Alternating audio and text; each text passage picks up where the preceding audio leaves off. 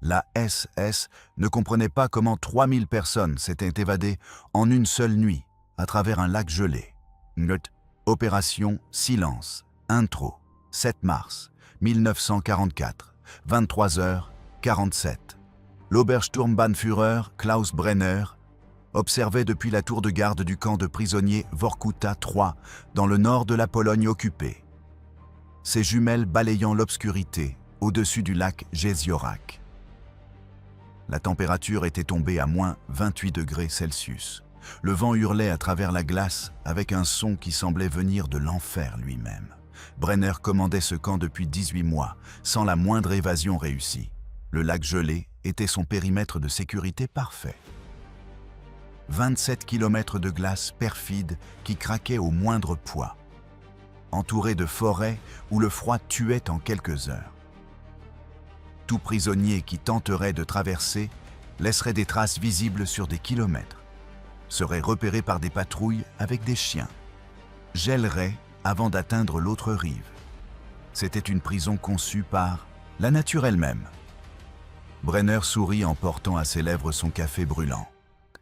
Dans 12 heures, à 11 heures, le 8 mars, aurait lieu l'inspection du Reichsführer SS Heinrich Himmler. Son camp serait présenté comme un modèle d'efficacité nazie. Zéro évasion, production maximale de travail forcé, coûts minimaux. Ce que Brenner ignorait, ce que toute la machinerie de la SS, ses miradors, ses projecteurs, ses patrouilles et ses chiens, n'avaient pas détecté, c'est qu'à cet instant précis, juste sous ses jumelles, 3000 personnes glissaient en silence sur la glace du lac Jeziorak. Ils marchaient en chaussettes, sans bottes, sans lampes, sans parler. 3000 âmes avançant comme des fantômes sur une glace qui pouvait céder à tout moment, craquant si fort que Brenner aurait dû l'entendre. Mais il n'entendait rien, parce que le son du vent était exactement le même que celui de la glace qui se brise sous 3000 pieds nus. Quand le soleil se lèverait 6 heures plus tard, le camp serait entièrement vide. Chaque baraquement abandonné, chaque prisonnier disparu. 3000 personnes évaporées comme si elles n'avaient jamais existé. La SS chercherait pendant des semaines. Elle trouverait exactement 0 corps gelé sur le lac. 0 empreinte dans la forêt. 0 preuve indiquant où avaient pu aller 3000 êtres humains. Parce que ce qui s'était passé cette nuit-là n'était pas une évasion. C'était une précision militaire exécutée par un professeur de physique de 54 ans, un météorologue polonais, un réseau de partisans, et une compréhension scientifique exacte de la manière dont le son, la glace et le vent pouvaient être transformés en armes d'invisibilité. Les nazis appelleraient cet événement impossible.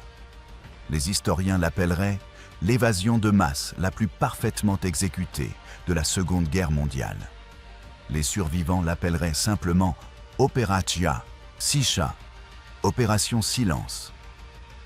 Voici l'histoire de la façon dont la physique a vaincu la tyrannie, dont la glace est devenue un chemin vers la liberté, et dont 3000 personnes ont disparu d'un camp de concentration nazi sans laisser la moindre trace. Mais d'abord, laisse-moi te demander quelque chose en commentaire. Aurais-tu eu le courage de marcher sur une glace susceptible de se rompre à tout instant, en sachant que les mitrailleuses nazies n'étaient qu'à quelques secondes d'ouvrir le feu? Écris-le en bas. Partie 1. Le camp impossible à quitter Vorkuta III n'était pas, techniquement, un camp d'extermination. Mais la distinction était purement académique. C'était un camp de travail forcé construit en 1942 dans ce que les nazis appelaient le Wartheland, territoire polonais annexé au Reich. Son but, extraire de la tourbe des marais gelés pour alimenter l'industrie en combustible. L'emplacement relevait d'un génie cruel. Le camp était bâti sur une péninsule qui s'avançait dans le lac Jeziorak, entouré d'eau sur 3 côtés. En été, le lac était infranchissable sans bateau. En hiver, la glace semblait offrir une voie de fuite, mais c'était un piège mortel. Le lac Jeziorak possède une particularité géographique. Des courants souterrains imprévisibles faisaient varier l'épaisseur de la glace de manière spectaculaire. Des zones qui paraissaient solides n'avaient parfois que 5 cm d'épaisseur. D'autres, qui semblaient fragiles, en avaient 40. Tenter de traverser sans connaître précisément les schémas de gel relevait du suicide. Les nazis le savaient. Voilà pourquoi ils avaient construit le camp là. L'Obersturmbannführer Klaus Brenner, 42 ans, vétéran du front de l'Est, commandait avec une efficacité bureaucratique. Il n'était pas sadique par nature, mais il n'avait pas non plus de compassion. Les prisonniers étaient des unités de production. S'ils produisaient, ils vivaient. Sinon, ils mouraient. Des mathématiques simples. En mars 1944, Vorkuta III comptait 3247 prisonniers, 1840 Polonais, majoritairement des intellectuels, maîtres, professeurs arrêtés lors des purges anti-intelligentsia 890, juifs issus de ghettos liquidés, jugés aptes au travail, 340 prisonniers politiques, communistes, socialistes, résistant 177 prisonniers de guerre soviétiques capturés en 1941 à 1942. Les conditions étaient calculées pour une exploitation maximale à coût minimal. Des baraquements sans chauffage où la température intérieure descendait à moins 15 degrés Celsius. Des rations de 800 calories par jour, alors que le travail physique en exigeait 3000. Des vêtements insuffisants, uniformes en lambeaux, chaussures qui se désagrégeaient, pas de sous-vêtements thermiques. Le taux de mortalité était de 12% par mois. Les nazis le jugeaient acceptable. Les morts étaient remplacés par de nouveaux convois toutes les 3 semaines. Mais ce qui rendait Vorkuta III spécial, ce n'était pas sa brutalité. C'était son taux d'évasion. 0,0%. En 18 mois de fonctionnement, 47 prisonniers avaient tenté de s'évader. Les 47 avaient échoué. 23 étaient morts gelés sur le lac lorsque la glace avait cédé. 12 avaient été traqués par des patrouilles. Et leurs chiens dans la forêt, 8 avaient été abattus par les gardes avant d'atteindre le périmètre. 4 étaient revenus volontairement après 2 jours dans le froid, préférant le camp à la mort par congélation. Brenner affichait ses statistiques avec fierté. Son camp était inévitable. La nature était son alliée parfaite. Ce que Brenner ignorait, c'est que parmi ces 3247 prisonniers se trouvait un homme dont la compréhension de cette même nature allait transformer sa prison parfaite en piège pour les nazis eux-mêmes. Partie 2. Le professeur et le plan impossible. Le professeur Tomasz Kowalski avait 54 ans lorsqu'il arriva à Vorkuta III en août 1943. Avant la guerre, il enseignait la physique à l'université de Varsovie, spécialiste d'acoustique et de thermodynamique. Il avait publié des articles sur la propagation des ondes sonores dans différents milieux, un travail obscur que seuls d'autres physiciens lisaient. Les nazis l'avaient arrêté non pour sa physique, mais pour son nom. Son frère, lui aussi Tomasz Kowalski, confusion bureaucratique fréquente avec un patronyme aussi répandu, était un membre actif de la résistance polonaise. Quand ils arrêtèrent le mauvais frère, ils déportèrent simplement les deux. Efficacité nazie. Au camp, Kowalski fut affecté au travail de la tourbe. Creuser des marais gelés avec des outils inadaptés, charger des wagonnets, pousser sur des rails improvisés. Un travail qui tuait des hommes en quelques semaines. Kowalski, universitaire toute sa vie, semblait condamné. Mais il survécut pour une raison étrange. Son esprit ne cessait jamais d'analyser. Là où d'autres prisonniers se noyaient dans le désespoir, Kowalski observait, il repérait des schémas. Il calculait. Le camp était un système physique, et tout système physique a des vulnérabilités. Dès ses premières semaines, il observa le lac. Les gardes nazis s'en vantaient comme d'une barrière parfaite, mais Kowalski y voyait autre chose. Il y voyait un laboratoire naturel d'acoustique et de thermodynamique. Il remarqua que la glace craquait sans cesse, des sons comme des coups de feu traversant la nuit. Il remarqua que le vent soufflait du nord-ouest avec une régularité prévisible. Il remarqua que les patrouilles nazies suivaient des itinéraires fixes, que les chiens étaient retirés après minuit parce que le froid extrême abîmait leurs pattes, que les projecteurs balayaient selon des motifs répétitifs. Chaque observation était une donnée. Chaque donnée était une pièce d'une équation plus vaste. En octobre 1943, Kowalski rencontra Jan Nowak, comme météorologue à l'Institut de météorologie de Pologne avant la guerre. Nowak avait été arrêté pour avoir aidé des pilotes alliés abattus. Les deux scientifiques reconnurent aussitôt des esprits de la même trempe. « Tu as remarqué les schémas du vent ?» demanda Kowalski un soir dans le baraquement. « Évidemment », répondit Nowak. « Un système de haute pression venant de Scandinavie, très prévisible en hiver. Et la glace du lac ? Elle gèle de manière irrégulière. Courant souterrain, l'épaisseur varie énormément. » Kowalski baissa la voix. « Tu pourrais prédire exactement où la glace est la plus épaisse ?» Nowak le regarda, comprenant peu à peu. « Avec suffisamment d'observation, oui. » Pourquoi ? « Parce que nous allons traverser ce lac. Tous. » La déclaration était tellement absurde que Nowak crut d'abord que Kowalski avait perdu la raison. 3000 personnes traversant 27 km de glace, perfides, sous des projecteurs nazis, avec des miradors armés, par des températures qui tuaient en quelques heures. « Impossible, » dit Nowak. « Non, » répondit Kowalski. « Improbable. Mais pas impossible. Laisse-moi t'expliquer la physique. » Les nuits suivantes, à voix basse dans le baraquement pendant que les autres dormaient, Kowalski développa sa vision. Le problème de l'évasion n'était pas la glace en elle-même. C'était la détection. Les nazis n'avaient pas besoin que la glace tue les prisonniers. Ils avaient seulement besoin de les voir tenter de traverser. Une fois repérés, les mitrailleuses feraient le reste. Or, la détection exigeait 3 choses: la lumière, le son ou des traces. Kowalski avait une solution pour les 3.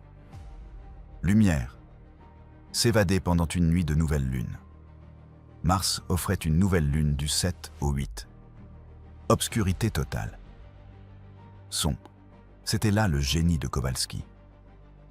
La glace du lac craquait constamment sous son propre poids, sous l'effet des dilatations thermiques, des courants souterrains. Ces craquements ressemblaient exactement à des pas sur la glace. Si 3000 personnes marchaient en se synchronisant avec le rythme naturel des craquements, leur mouvement deviendrait acoustiquement invisible, indiscernable du bruit de fond du lac. Traces, pas de bottes. Marcher en chaussettes ou pieds nus laissait des marques minimes que le vent effacerait en quelques heures. Les bottes, elles, laissaient des empreintes profondes, distinctives, impossibles à dissimuler. Nowak écoutait, fasciné et terrifié.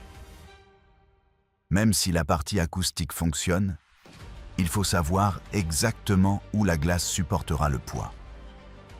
Une seule personne qui passe à travers produit un bruit qu'aucun vent ne peut masquer. C'est pour ça que j'ai besoin que tu cartographies le lac, répondit Kowalski. J'ai besoin de savoir, au mètre près, où nous pouvons marcher. Comment veux-tu cartographier un lac depuis l'intérieur d'un camp de concentration ? Kowalski esquissa un sourire. En observant. Tu as des yeux. Certains. Partie 3. cartographier l'impossible. Cartographier le lac Jeziorak depuis Vorkuta 3 exigeait une ingéniosité proche du miracle. Nowak n'avait pas d'instrument, pas de liberté de mouvement, pas de moyen évident de recueillir des données. Ce qu'il avait, en revanche, c'était du temps, une observation méthodique et une connaissance de la météorologie qui transformait les phénomènes naturels en outils de mesure. Il commença par enregistrer mentalement chaque aspect du lac visible depuis le camp. Lors des corvées proches du périmètre, il mémorisait les détails. Où apparaissaient les fissures, où la neige s'accumulait, où la couleur de la glace passait subtilement du blanc opaque au translucide. Il découvrit qu'il pouvait déduire l'épaisseur de la glace grâce à l'accumulation de neige. La glace fine laissait remonter davantage de chaleur de l'eau en dessous, faisant fondre la neige plus vite.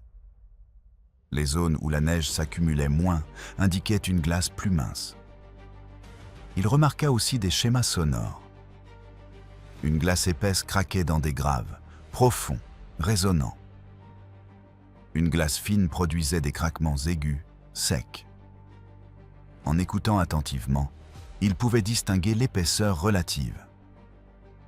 Mais la percée décisive arriva lorsqu'il recruta d'autres prisonniers sans leur dire pourquoi.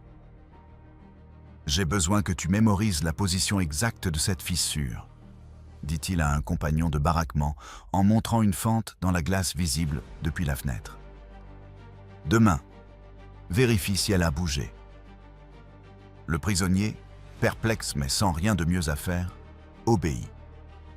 Jour après jour, des dizaines de prisonniers devinrent, sans le savoir, un réseau d'observation, traquant les changements infimes de la glace. Nowak compilait tout cela dans un système de mémoire pure. Il ne pouvait rien écrire. Les nazis fouillaient tout. Alors, il construisit une carte mentale du lac, divisée en quadrillages de référence, basés sur des repères visibles. Un arbre particulier sur la rive opposée, une formation rocheuse, le clocher lointain d'une église dans un village polonais à 5 km au nord. Au bout de 3 mois, il possédait une carte mentale des routes sûres à travers le lac, avec une précision de quelques mètres. Il pouvait décrire oralement. Depuis le point où les 2 lignes de rive se rencontrent, marche 40 pas vers l'arbre mort, puis tourne de 15 degrés à gauche vers le gros rocher, continue 200 pas. C'était une navigation orale, transmise comme une tradition, impossible à confisquer parce qu'elle n'existait que dans les esprits. Kowalski vérifiait ces données avec la physique. Il calculait les charges, la répartition du poids sur la glace, les coefficients de sécurité, les points de rupture. Ces calculs confirmaient les observations de Nowak. Il existait un itinéraire à travers le lac capable de supporter 3000 personnes, à condition qu'elles marchent en respectant des espacements précis, en répartissant la charge. Mais tout cela supposait qu'il pouvait organiser 3000 prisonniers pour se déplacer de façon coordonnée, sans que les nazis ne remarquent les préparatifs. Et cela demandait quelque chose que Kowalski n'avait pas, un réseau clandestin de communication à l'intérieur du camp. Il lui fallait la résistance interne. Partie 4. La résistance invisible. Chaque camp de concentration nazi avait sa résistance interne. Des groupes secrets de prisonniers qui organisaient des sabotages modestes, partageaient un supplément de nourriture, maintenaient le moral, planifiaient des évasions. Vorkuta 3 ne faisait pas exception. Le leader de facto de la résistance à Vorkuta 3 s'appelait Jerzy Kaminski, ancien capitaine de l'armée polonaise, capturé en 1939. Kaminski avait survécu 5 ans de captivité nazie en développant un instinct infaillible pour repérer les informateurs et bâtir des réseaux de confiance. Quand Kowalski aborda Kaminski en novembre 1943 avec l'idée d'une évasion de masse, la réaction fut un scepticisme total. « Professeur, » dit Kaminski, « j'apprécie l'optimisme scientifique, mais c'est une fantaisie. 3000 personnes ne s'évadent pas d'un camp de concentration. 50, peut-être. 100 si nous avons une chance incroyable. Mais 3000 ? C'est précisément pour ça que ça fonctionnera, répliqua Kowalski. Les nazis s'attendent à de petites évasions. Tous leurs protocoles sont conçus pour repérer de petits groupes. Mais 3000 personnes se déplaçant en même temps saturent leur système de détection. C'est trop énorme pour être cru, donc invisible, par incrédulité. Kaminsky réfléchit. La logique était tordue, mais elle avait une cohérence étrange. Les nazis pensaient en termes d'efficacité, de procédure, d'attente. Quelque chose de totalement hors cadre pouvait justement passer inaperçu. « J'ai besoin de preuves que ton plan sur la glace tient », dit Kaminsky. « Je ne peux pas te le prouver sans l'essayer », admit Kowalski. « Mais je peux te donner les calculs. » Au fil des semaines suivantes, Kowalski et Nowak présentèrent leur dossier au cercle interne de la résistance. Ils montrèrent les mathématiques de la répartition du poids. Ils expliquèrent l'acoustique du masquage sonore. Ils détaillèrent la navigation par mémorisation. Peu à peu, la résistance se laissa convaincre. Non pas parce que le plan semblait probable, mais parce que l'alternative était une mort lente, certaine, par travail, faim et maladie. Au moins, ce plan offrait quelque chose, de l'espoir. En décembre 1943, la décision fut prise. Il préparerait une évasion de masse en mars 1944, profitant de la nouvelle lune et de conditions climatiques prévisibles. Ils avaient 3 mois pour préparer 3000 personnes à quelque chose qu'on n'avait jamais tenté dans l'histoire de la guerre moderne. Les préparatifs devaient être totalement invisibles aux yeux des nazis. Impossible d'entreposer des provisions de façon visible. Impossible de s'entraîner en groupe. Impossible d'en parler ouvertement. Tout devait ressembler à la routine normale du camp. Tandis qu'en secret, ils construisaient l'infrastructure de l'évasion. La résistance répartit les responsabilités. Communication. Informer plus de 3000 prisonniers sans alerter les gardes nazis ni d'éventuels informateurs. Ils développèrent un système de messages codés dans des conversations apparemment innocentes. Le pain de demain sera spécial, signifiait réunion nocturne au baraquement 7. Ma famille venait de Gdansk, signifiait je fais partie du plan. Entraînement. Ils s'exercèrent à marcher sans bruit à l'intérieur des baraquements. Ils enseignèrent des techniques de respiration pour contrôler la panique. Ils firent des répétitions mentales, où chacun visualisait chaque étape de l'évasion. Logistique. Ils accumulaient de minuscules quantités de nourriture en plus, cachées dans des endroits impossibles à fouiller intégralement. Ils réparèrent des chaussettes, préparaient des enveloppes de pieds. Ils identifiaient ceux qui auraient besoin d'aide pour marcher 27 km. Renseignements. Ils suivirent les routines des gardes avec une précision militaire. Ils savaient que la garde de minuit était plus relâchée. Ils savaient que le dimanche, il y avait moins de personnel.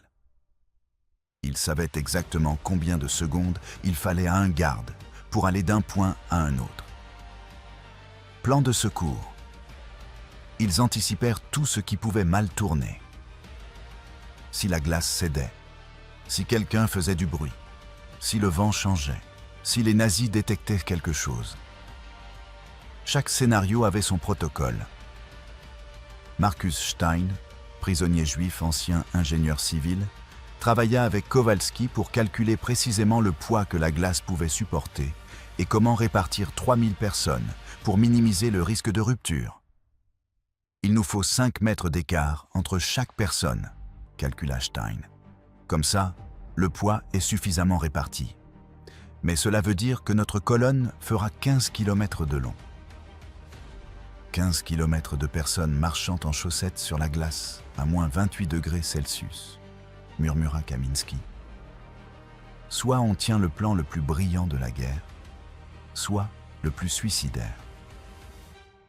Peut-être les deux, répondit Kowalski. En février 1944, tout était prêt, sauf un élément. La coordination exacte du moment. Ils avaient besoin d'une nuit précise où tous les facteurs s'aligneraient. Nouvelle lune, vent fort du nord-ouest pour masquer les sons et effacer les traces. Température, assez basse pour une glace solide, mais pas au point d'entraîner une congélation immédiate. Nowak surveillait la météo avec obsession, cherchant la fenêtre parfaite. Le 4 mars, il la vit dans la formation des nuages. Du 7 au 8 mars, annonça-t-il. Ce sera notre nuit. Nouvelle lune, vent de 40 km/h du nord-ouest. Température de -26 à -30 degrés Celsius. Conditions parfaites. Parfaite pour une évasion de masse ou parfaite pour mourir gelé ? Demanda quelqu'un. Oui, répondit Nowak. Il ne restait plus qu'à exécuter l'impossible. Partie 5. La nuit d'avant 7 mars 1944, 6 heures. 24 heures avant l'évasion. Le camp s'éveillait comme n'importe quel autre jour. Sirène à 5h30.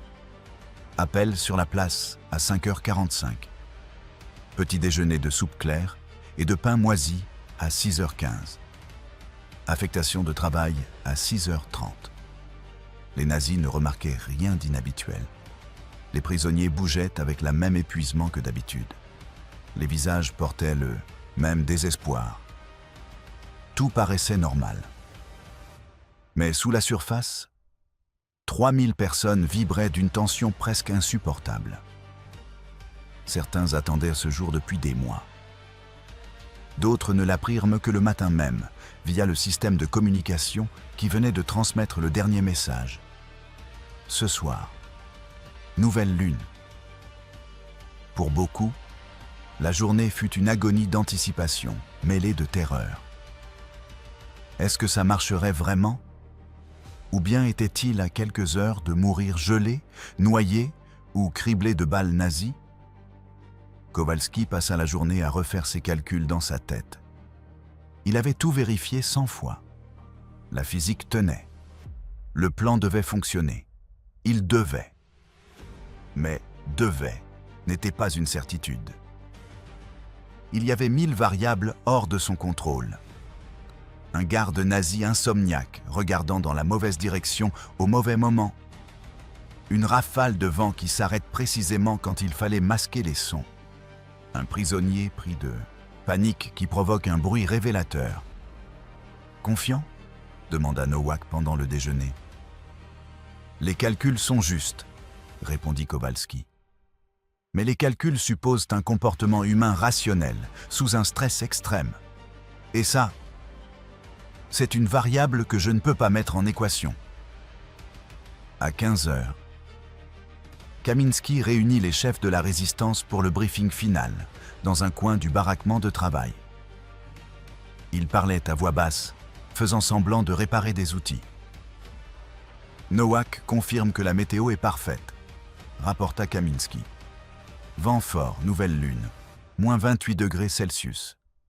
Les conditions exactes dont on a besoin. Et la glace ? demanda quelqu'un. Cartographiée et vérifiée ce matin, répondit Nowak. Route sûre confirmée. Mais rappelez-vous, 5 mètres d'écart. Si on se regroupe, la charge concentrée peut faire céder la glace. Comment garder 5 mètres dans l'obscurité totale ? Demanda un autre. Chacun compte 5 secondes après que la personne devant commence à avancer, expliqua Stein. 5 secondes de marche, c'est à peu près 5 mètres. Simple, efficace. Sauf que 3000 personnes doivent se souvenir de compter en plein terror absolu, murmura quelqu'un. C'est pour ça qu'on s'est entraîné, dit Kaminski. Ferme. On fait confiance au plan. On se fait confiance. Ce soir, on reprend notre liberté, ou on meurt en l'essayant. Dans tous les cas, on cesse d'être des esclaves nazis. Ce sentiment résonna. Pour beaucoup, l'évasion n'était pas seulement une question de survie. C'était une question de dignité. La preuve qu'ils avaient encore une volonté, qu'ils n'étaient pas des victimes passives. À 18 h, après le repas du soir, commença l'attente finale. Les prisonniers regagnèrent leur baraquement comme toujours. Les nazis fermèrent les portes comme toujours. Les projecteurs reprirent leur balayage comme toujours. Sauf qu'à l'intérieur, personne ne dormait. Kowalski était allongé sur sa paillasse, fixant le plafond de bois, écoutant le vent. Il s'était renforcé exactement comme Nowak l'avait prévu. Bon signe. À 22 h, il reçut un message codé transmis à voix basse de couchette en couchette. Garde sur schéma normal. Tout continue. À 23 h, projecteur dans la séquence attendue. Aucun changement. À 23 h 30, 30 minutes. Le cœur de Kowalski battait si fort qu'il avait l'impression que les gardes pouvaient l'entendre. Il inspira profondément, appliqua les techniques qu'il avait apprises aux autres. Calme, contrôle, la physique, pas les émotions. À 23 h 45, le baraquement entier était tendu comme une corde de violon. Chaque homme réveillé, immobile, attendant. À 23 h 50, Kaminski chuchota le signal attendu. 10 minutes, préparez-vous. 3000 personnes, dans 23 baraquements différents, bougèrent en même temps dans un silence absolu. Elles retirèrent leurs bottes. Elles enveloppèrent leurs pieds dans des chiffons, des chaussettes, n'importe quoi qui puisse offrir une protection minimale contre le froid. À 23 h 55. 5 minutes. Kowalski ferma les yeux. Dans 5 minutes commencerait l'évasion la plus ambitieuse de la guerre. Dans 5 minutes, il saurait si la physique pouvait vaincre la tyrannie. Dans sa tour de garde, l'Obersturmbannführer Klaus Brenner buvait son café, sans savoir que son camp parfait était à quelques minutes de se vider complètement. Le vent hurlait, la glace craquait, la nuit attendait. Et puis, exactement à minuit, dans la nuit du 7 au 8 mars 1944, tout commença. Partie 6. Opération Silence Minuit. La porte du premier baraquement s'ouvrit de l'intérieur. Les nazis, confiants dans leur système de sécurité, ne scellaient pas les portes de l'extérieur. Pourquoi l'auraient-ils fait? Le froid était une prison suffisante. Personne ne pouvait survivre, dehors sans vêtements adaptés, et les prisonniers n'en avaient pas. Sauf que cette nuit-là, 3000 personnes avaient décidé qu'essayer valait mieux que d'attendre une mort lente. Les premiers hommes sortirent du baraquement 1. Le vent les frappa aussitôt. Moins 28 degrés Celsius, qui se transformait en sensation de moins 40 degrés Celsius avec le refroidissement éolien. Leurs pieds enveloppés de chiffon touchèrent la neige. Le froid brûlait. Mais ils continuèrent à avancer. Kaminski menait le premier groupe. Son rôle consistait à atteindre le bord du lac et à s'y arrêter, afin de s'assurer que chaque groupe suivant sache exactement où commencer la marche sur la glace. Derrière lui, espacés de 5 secondes, les autres arrivaient. Un par un, silencieusement, invisibles dans l'obscurité totale d'une nuit sans lune. Dans le baraquement 2, Kowalski comptait dans sa tête. Son groupe ne sortirait qu'une fois le baraquement complètement évacué. La coordination était vitale. Si trop de personnes bougeaient simultanément, le risque de détection augmentait. Maintenant, chuchota le responsable du baraquement 2. Kowalski se mit en mouvement. La porte, le vent, le froid qui tranchait comme des lames, ses pieds nus dans la neige. Chaque pas était une torture. La neige n'avait rien de doux. Elle était gelée en une croûte dure, avec des arêtes coupantes qui entaillaient la peau. Il avançait lentement, volontairement, en s'efforçant de ne produire aucun bruit. Au-dessus, Dans les miradors, les gardes nazis regardaient dehors. Les projecteurs balayaient. Mais ils cherchaient du mouvement près du périmètre de barbelés. Ils n'imaginaient pas que des prisonniers puissent simplement marcher vers le lac à découvert. Et dans une obscurité absolue, sans lune, sans lampe, les prisonniers étaient littéralement invisibles au-delà de 2 mètres. Le premier groupe atteignit la lisière du lac. Kaminski sentit le changement sous ses pieds. La neige céda la place à la glace. C'était là que tout devenait critique. Nowak avait fixé mentalement le point de départ, l'endroit où 2 segments de rive se rejoignaient, formant un angle perceptible même dans le noir, parce que la glace y renvoyait la lumière d'une manière légèrement différente. Kaminski trouva ce point. « Ici », souffla-t-il. Il posa un pied sur la glace. Le premier pas fut un acte de foi à l'état pur. Son cerveau hurlait que la glace allait céder, qu'il tomberait dans l'eau noire, qu'il mourrait en quelques secondes. Mais la glace tint. 2e pas. 3e. La glace craqua sous ses pieds, un son sec, comme un coup de feu dans la nuit. Sauf que la nuit n'était pas silencieuse. Le vent hurlait à 40 km/h et tout le lac craquait sans cesse sous ses propres variations thermiques. Le bruit des pas de Kaminski se dissolvait complètement dans cette symphonie naturelle de glace et de vent. Kowalski avait vu juste, qui avait un masquage acoustique parfait. Derrière Kaminski, espacés selon l'intervalle exact de 5 secondes, les autres avançaient. Chacun comptait dans sa tête. 1 Mississippi, 2 Mississippi, 3 Mississippi, 4 Mississippi, 5 Mississippi. Maintenant. 1 pas. Attendre 5 secondes.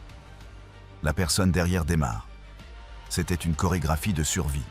Un ballet du désespoir exécuté avec une précision militaire. Dans les baraquements, les groupes continuèrent de sortir. Baraquement 3, puis 4, puis 5. Le processus était étonnamment ordonné. Des mois de préparation mentale avaient été faits que chacun savait exactement quoi faire. Mais inévitablement, il y eut des problèmes. Au baraquement 7, un homme de 60 ans, Stéphane, n'arrivait pas à bouger. Ses pieds étaient gelés, au sens propre comme au sens figuré. La terreur l'avait entièrement paralysé. « Je ne peux pas », murmura-t-il. « Je n'y arriverai pas. » 2 prisonniers plus jeunes le prirent par les bras. « Si, tu peux. On marche avec toi. » Ils le tirèrent doucement dehors. Le choc du froid le réveilla juste assez pour qu'il reprenne le contrôle de ses jambes. Au baraquement 12, une femme, oui, il y avait des femmes au camp, 127 prisonnières politiques logées dans une section séparée, se mit à pleurer sans bruit quand le froid frappa ses pieds nus. Une autre femme l'enlaça brièvement. « Pleure si tu en as besoin, mais marche. » Et elle marcha. Dans son mirador, le garde nazi Helmut Schmidt fixait l'obscurité, ennuyé. Encore une garde de minuit. Encore du vent interminable et un froid qui traversait tout. Il détestait ce poste. Ses yeux balayèrent le camp. Les baraquements semblaient immobiles. Tout était normal. Ce qu'il ne voyait pas, ce qu'il ne pouvait pas voir dans l'obscurité totale, c'est que, exactement dans son axe de vision, environ 400 personnes étaient déjà sur la glace, avançant comme des fantômes vers la liberté. À 1 heure, tous les baraquements étaient vides. 3247 personnes se trouvaient désormais sur la glace, réparties le long d'une colonne de 15 km, exactement comme Stein l'avait calculé. La plus grande évasion d'un camp de concentration nazi était en cours. Et les nazis n'en avaient absolument aucune idée. Partie 7. La traversée Menstavik marchait 27 km sur la glace à moins 28 degrés. Celsius, en chaussettes, est une expérience qui défie les mots. Après la guerre, les survivants auraient du mal à expliquer ce que cela faisait. Le froid n'était pas seulement une température. C'était une entité vivante qui attaquait chaque cellule exposée. Les pieds s'engourdissaient au bout de quelques minutes, ce qui, paradoxalement, était une bonne chose, car cela signifiait que la douleur nerveuse du début avait laissé place au néant. Mais l'engourdissement était dangereux. Il signifiait qu'on ne sentait plus lorsqu'on se sentait couper le pied sur une arête vive de glace. La plupart des évadés saignaient sans le savoir, laissant des traces que le vent, heureusement, effaçait. Respirer était un combat. L'air à moins 28 degrés Celsius brûlait les poumons. Chaque inspiration faisait mal. Certains prisonniers avaient enroulé des chiffons autour de la bouche et du nez pour réchauffer un peu l'air, mais l'humidité de leur souffle gelait le tissu, créant un masque de glace. Et puis, il y avait l'obscurité. Sans lune, sans étoiles, les nuages les masquaient, sans aucune source de lumière. L'obscurité était totale, absolue. Les prisonniers ne voyaient de la personne devant eux que si elle était à quelques centimètres. La navigation dépendait entièrement d'instructions mémorisées et de foi. Kamiński, en tête, suivait l'itinéraire que Nowak avait cartographié. 200 pas vers l'arbre mort, invisible dans le noir, mais Kamiński savait qu'il était là. Puis une rotation de 15 degrés vers le gros rocher, lui aussi invisible. Puis tout droit sur 500 pas. Chacun derrière lui suivait la silhouette devant, convaincu que Kamiński savait où il allait. C'était un acte de foi collective à l'échelle biblique. 3000 personnes confiant leur vie au calcul d'un physicien et à la carte mentale d'un météorologue. À 1h30, ils frôlèrent la catastrophe. Un homme nommé Piotr, à peu près au milieu de la colonne, posa le pied sur une zone de glace trop fine. La glace émit un craquement sinistre et des fissures se propagèrent en étoiles autour de son pied. Piotr se figea, littéralement et mentalement. Si la glace cédait, il ne mourrait pas seul. Le bruit d'une chute à travers la glace alerterait les gardes nazis et compromettrait toute l'opération. La personne derrière Piotr comprit immédiatement. « Ne bouge pas », souffla-t-elle. « Répartis ton poids. » Piotr, lentement, avec un contrôle qui exigeait une volonté surhumaine, se laissa glisser à quatre pattes, étalant son poids sur une surface plus grande. Les fissures cessèrent de s'étendre. Il rampa vers l'avant, centimètre par centimètre, jusqu'à retrouver une glace plus solide. Puis, il se redressa et reprit sa marche, le cœur battant si fort qu'il avait l'impression qu'il allait exploser. Tout l'incident dura 2 minutes. 2 minutes qui semblèrent des heures. Derrière Piotr, les autres remarquèrent l'arrêt et ajustèrent légèrement leur trajectoire, contournant la zone dangereuse. L'information circulait vers l'arrière par chuchotement transmis de proche en proche. Glace faible à gauche. Décalez-vous à droite. C'était de l'intelligence distribuée, la colonne fonctionnant comme un seul organisme. À 2 heures, un nouveau problème. Anna, l'une des prisonnières, montra des signes d'hypothermie sévère. Elle tremblait de manière incontrôlable, ses mots devenaient confus, ses mouvements désordonnés. Les 2 femmes qui marchaient avec elle reconnurent les symptômes. Si elle ne faisait rien, Anna mourrait en quelques minutes. Elle ne pouvait pas s'arrêter, pas faire de feu, elle n'avait pas de couverture. La seule chose possible était de partager la chaleur de leur corps. Elles placèrent Anna entre elles, marchèrent bras entrelacés, leurs corps serrés l'un contre l'autre. La chaleur combinée était à peine meilleure que rien, mais c'était tout ce qu'elles avaient. « Garde ton esprit réveillé », chuchotait l'une d'elles. « Parle-moi de ta famille. Tu as des enfants ?»« 2, murmura Anna. « Un garçon et une fille, 8 et 6 ans. Dis-moi leurs prénoms. »« Marek et Zofia. » De jolis prénoms. Ils sont où maintenant? Je ne sais pas.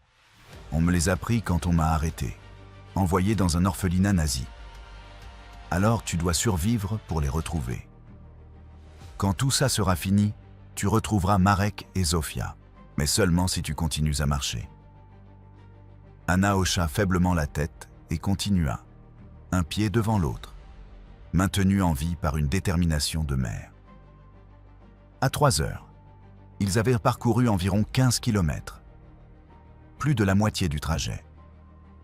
L'autre rive restait invisible dans le noir, mais jusqu'ici, les calculs de Nowak s'étaient révélés parfaits. Au camp, les gardes nazis poursuivaient leur ronde sans se douter de rien.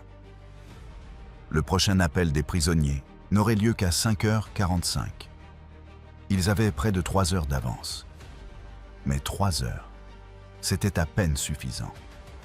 Les plus lents, à l'arrière de la colonne, n'étaient encore qu'à 5 km de la rive du camp. Si l'évasion était découverte maintenant, la moitié serait rattrapée ou exécutée. Kowalski, à peu près dans le tiers avant de la colonne, recalculait sans cesse. Vitesse moyenne sur glace, 2 km par heure. Distance restante pour les premiers, 12 km. Temps, 6 heures. Le soleil se lèverait vers 6h30. Il serait exposé à la lumière du jour pendant au moins 2 heures, avant d'atteindre la forêt de l'autre côté. Il faut accélérer, souffla Kowalski à la personne devant lui. Fais passer le message vers l'avant. Le message se transmit. Accélérez. Réduisez l'intervalle à 3 secondes. C'était une décision risquée. Moins d'écart signifiait une charge plus concentrée sur la glace. Mais il n'avait pas le choix. La colonne accéléra. 3000 personnes marchant plus vite sur une glace perfide, dans une obscurité totale. C'était de la folie. Mais une folie qui, pour l'instant, fonctionnait. Partie 8. La découverte, 5h45, 8 mars 1944. Sirène de l'appel. Le garde SS Otto Kroos se dirigea vers le baraquement 1 pour réveiller les prisonniers. Il ouvrit la porte, s'attendant à voir des dizaines de corps épuisés sur les couchettes. Il le trouva vide. Kroos cligna des yeux, interdit. S'était-il trompé de baraquement? Non. Le numéro peint indiquait bien 1. Il courut au baraquement 2. Vide. Baraquement 3. Vide. La panique monta d'un coup. Il se précipita au baraquement 4, 5, 6. Tous vides. Il fonça au bureau central en hurlant « Les prisonniers ont disparu! Tous les prisonniers ont disparu !» L'officier de service crut d'abord que Kroos était ivre ou fou. « Qu'est-ce que tu veux dire par disparu ?»« Les baraquements sont vides. Tous. Il n'y a personne. » L'alarme générale retentit. L'Obersturmbannführer Brenner fut arraché à un sommeil profond. Il sortit de ses quartiers, manteau jeté sur son pyjama, complètement désorienté. Qu'est-ce que c'est que ce bordel? Monsieur, les prisonniers se sont évadés. Combien? Tous, monsieur. Brenner regarda l'officier comme s'il parlait une langue étrangère. Tous? Ça veut dire quoi, tous? 3200, 47 prisonniers, monsieur. Chaque baraquement est vide. L'esprit de Brenner refusait d'intégrer l'idée. 3000 prisonniers ne pouvaient pas simplement disparaître. C'était logistiquement impossible. Où serait-il allé? Vérifiez le périmètre, ordonna-t-il. Cherchez une brèche dans la clôture. Les gardes inspectèrent. Les barbelés étaient intacts. Aucun trou en dessous, aucun tunnel. Fouillez la forêt, cherchez des traces. Les patrouilles et les chiens entrèrent dans la forêt. Ils ne trouvèrent rien. Aucune empreinte, aucune piste de 3000 personnes ayant traversé la neige. Le lac, dit quelqu'un. Ils sont forcément passés par le lac. Brenner courut jusqu'au bord du lac. Le soleil commençait à se lever, offrant les premières lueurs du jour. Il fixa la glace. Il vit rien. Une surface blanche, vide, s'étendant sur des kilomètres. Aucune silhouette. Impossible, murmura-t-il. Personne ne peut traverser ce lac. La glace est traîtresse, il se serait noyé. On verrait des corps alors, monsieur, fit remarquer un officier. S'ils ont tenté et échoué, il y aurait des corps sur la glace. Brenner prit ses jumelles et balaya méthodiquement la surface. Il ne vit aucun corps. Il ne vit aucune grande fissure, laissant penser que la glace avait cédé. Il ne vit absolument rien. 3247 personnes s'étaient littéralement évaporées. « Envoyez des patrouilles sur la glace », ordonna-t-il. « Trouvez des preuves, une direction. » Les patrouilles nazies, correctement équipées de bottes et de manteaux, s'aventurèrent sur la glace. Elles trouvèrent quelques taches de sang, déjà presque effacées par le vent. Elles trouvèrent des chiffons perdus, arrachés des pieds des prisonniers. Mais aucune empreinte directionnelle claire. Le vent avait tout gommé. « Dans quelle direction, monsieur ?» Brenner regarda le lac dans toutes les directions. 3 possibilités. Au nord vers des forêts denses, à l'est vers un territoire plus contrôlé par les nazis, ou au sud vers les lignes des partisans polonais. « Divisez-vous en 3 groupes », ordonna-t-il. « Cherchez dans toutes les directions. » C'était exactement ce que Kowalski avait prévu. Disperser les forces nazies, rendant chaque recherche moins efficace. Pendant que les patrouilles nazies erraient sur la glace, les évadés avaient déjà atteint la rive opposée. Partie 9. Liberté et héritage, 6h30. Les premiers évadés atteignirent la rive sud du lac Jeziorak. Kaminski fut le premier à poser le pied sur la terre ferme. Ses pieds, engourdis par des heures de froid extrême, enregistrèrent à peine le passage de la glace au sol gelé. Mais son esprit, lui, l'enregistra. Il l'avait fait. Derrière lui, comme une procession interminable d'ombres, les autres arrivaient. L'un après l'autre, surgissant de l'obscurité, s'effondrant sur la rive, pleurant, riant, ou restant simplement allongés en silence, incapables de comprendre ce qu'ils venaient de survivre. Kowalski arriva vers 7 heures. Il commença aussitôt à compter, vérifiant combien avaient réussi la traversée.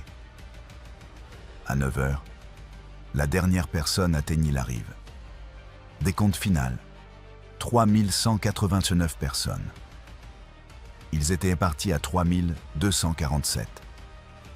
58 n'avaient pas terminé. Plus tard, Nowak enquêterait et découvrirait que la plupart étaient morts d'hypothermie sévère. Leurs corps s'étant affaissés sur la glace, là où le vent les recouvrirait de neige en quelques heures. Certains étaient probablement passés à travers une zone de glace trop fine, dans des endroits qu'il avait mal cartographiés. 2 avaient succombé à des crises cardiaques provoquées par le stress. 58 vies perdues. 3189 sauvés. Kaminski avait, en amont, placé des contacts auprès des partisans polonais qui opéraient dans les forêts du Sud. Quand les évadés commencèrent à arriver, les partisans les attendaient avec des couvertures, de la nourriture chaude, des moyens de transport. « Il faut les déplacer vite », dit le commandant partisan. « Les nazis vont comprendre bientôt. Ils vont chercher. » Les 3000 évadés furent d'abord divisés en groupes de 50 à 100, puis dispersés à travers un réseau de caches partisanes s'étendant sur près de 200 km. Certains furent envoyés dans des fermes isolées, d'autres dans des villages où la population était farouchement anti-nazie. Quelques-uns finirent par franchir la frontière vers le territoire soviétique. Le processus de dispersion prit 3 jours. Quand les patrouilles nazies localisèrent enfin la rive sud, où les évadés avaient quitté le lac, il n'y avait plus personne. Seulement quelques traces déjà partiellement effacées par le vent. Brenner envoya des rapports frénétiques à Berlin. La réponse fut une fureur absolue. Heinrich Himmler ordonna personnellement une enquête complète. Les enquêteurs SS arrivèrent à Vorkuta 3 la semaine suivante. Ils interrogèrent les gardes, mesurèrent le camp, examinèrent le lac, tentèrent de reconstituer comment 3000 prisonniers avaient pu s'échapper sans laisser de traces. Leur rapport final, aujourd'hui archivé parmi les documents nazis capturés après la guerre, concluait. Sur la base des éléments disponibles, il semble que les prisonniers aient exécuté une évasion de masse en traversant le lac Jeziorak durant la nuit du 7 au 8 mars. Cependant, les méthodes exactes par lesquelles ils ont accompli cela sans détection demeurent inexplicables. La précision de navigation requise, le contrôle acoustique nécessaire et la coordination de plus de 3000 individus dépassent les capacités organisationnelles attendues d'une population de prisonniers.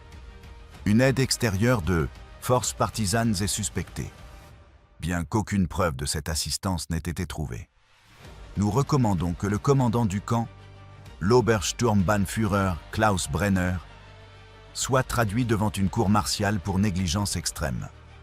Brenner fut relevé de son commandement et envoyé sur le front de l'Est en guise de punition. Il mourut à Stalingrad en juin 1944. Parmi les 3189 évadés, 2847 survécurent à la guerre.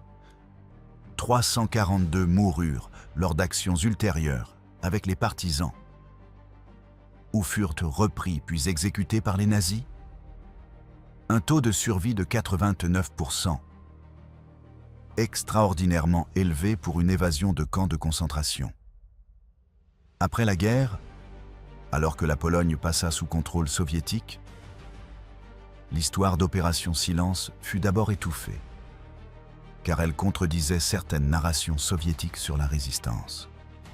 Ce n'est qu'après 1989, avec la chute du communisme, que des témoignages complets commencèrent à émerger. Kowalski survécut à la guerre et revint enseigner la physique à Varsovie. Il ne publia jamais d'articles académiques sur Opération Silence, mais il donnait parfois des conférences privées intitulées « Application pratique de l'acoustique en conditions extrêmes ». Nowak devint météorologue en chef de la Pologne d'après-guerre, spécialisé dans la prédiction des schémas climatiques hivernaux. Kaminski mourut en 1947 de complications liées à de graves gelures subies durant la traversée du lac. Ses pieds ne s'étaient jamais vraiment remis.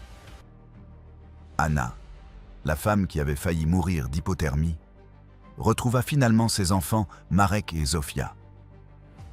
Adoptés par une famille allemande, ils furent rendus après la guerre. Elle vécut jusqu'en 1998, répétant toujours qu'elle devait sa vie à 2 femmes, dont elle n'avait jamais connu les noms. En 2004, 60 ans après l'évasion, le gouvernement polonais érigea un mémorial sur la rive sud du lac Jeziorak. L'inscription dit « Dans la nuit du 7 au 8 mars 1944, 3189 prisonniers ont traversé ce lac vers la liberté. Ils ont marché 27 km sur la glace, dans une obscurité absolue, à moins 28 degrés Celsius, en chaussettes. Les nazis n'ont jamais compris comment ils ont réussi. Nous comprenons. Ce fut du courage, de la science et une foi collective dans la possibilité de la liberté. 58 n'ont pas achevé le voyage. Nous les honorons. 3189, eux, y sont parvenus. Nous les célébrons. Le lac Jeziorak est toujours là, gelant chaque hiver comme il l'a toujours fait.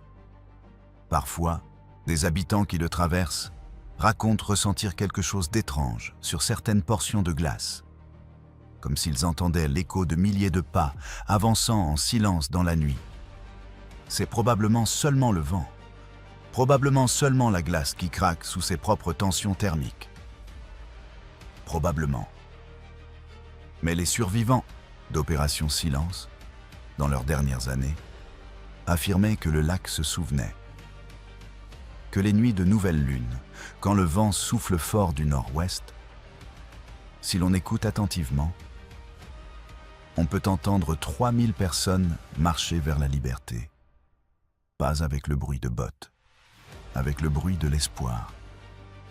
La SS n'a jamais compris comment 3000 personnes s'étaient échappées en une seule nuit à travers un lac gelé, parce qu'elle ne pouvait pas imaginer que la physique, appliquée avec précision, pouvait vaincre le totalitarisme. Mais Kowalski le savait. Nowak le savait. Les 3189 qui ont marché le savaient. Parfois, la plus belle science ne se trouve pas dans les laboratoires, ni dans des équations sur des tableaux. Elle se trouve dans 27 kilomètres de glace perfide, traversée dans une obscurité absolue, par des personnes qui ont décidé que la liberté valait le risque de mourir gelé. Les nazis avaient construit Vorkuta 3 pour qu'il soit inévitable. Une nuit de mars, la physique a prouvé qu'ils avaient tort. Et 3000 personnes ont traversé l'impossible vers la liberté.